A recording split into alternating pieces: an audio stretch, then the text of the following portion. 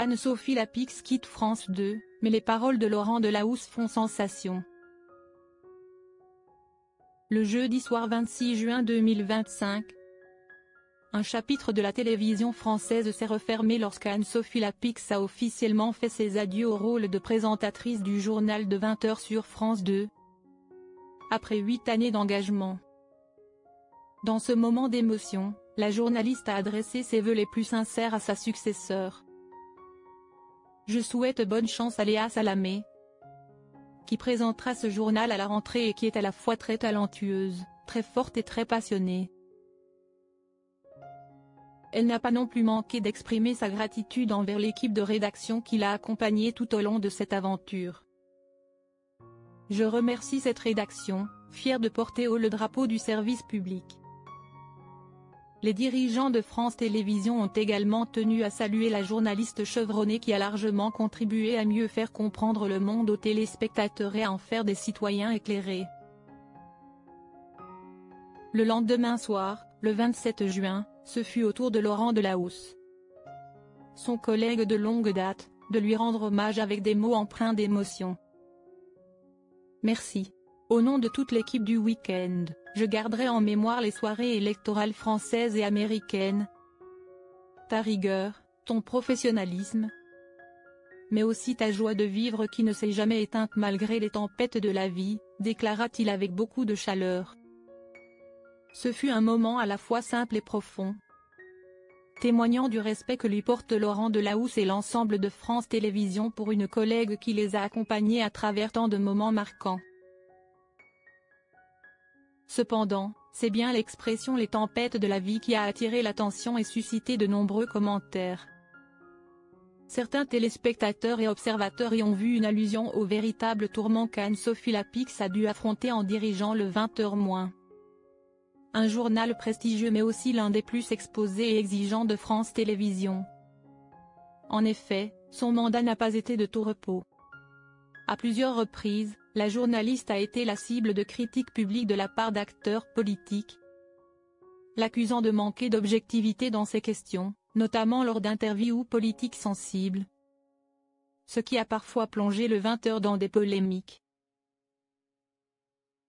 Anne-Sophie Lapix a également été critiquée pour un ton jugé trop incisif ou un style trop tranchant dans son traitement de sujets délicats, suscitant des tensions latentes avec une partie du public plus conservateur et certains responsables politiques influents.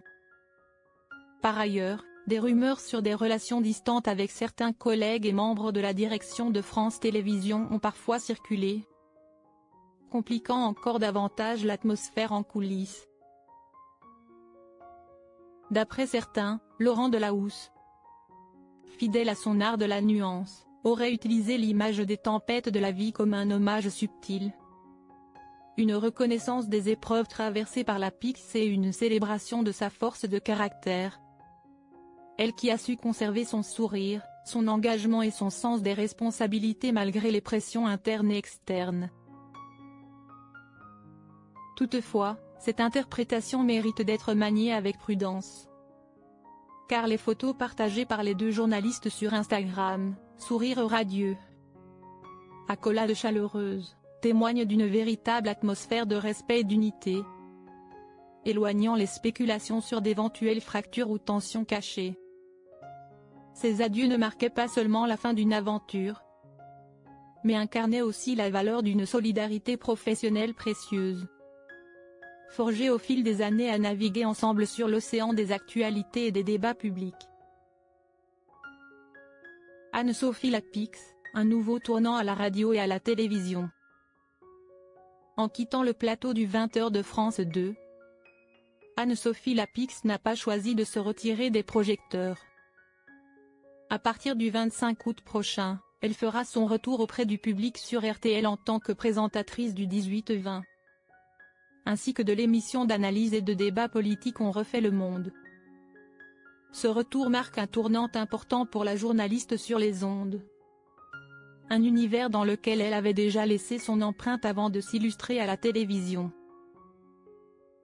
Parallèlement, Anne-Sophie Lapix continuera d'apparaître à l'écran.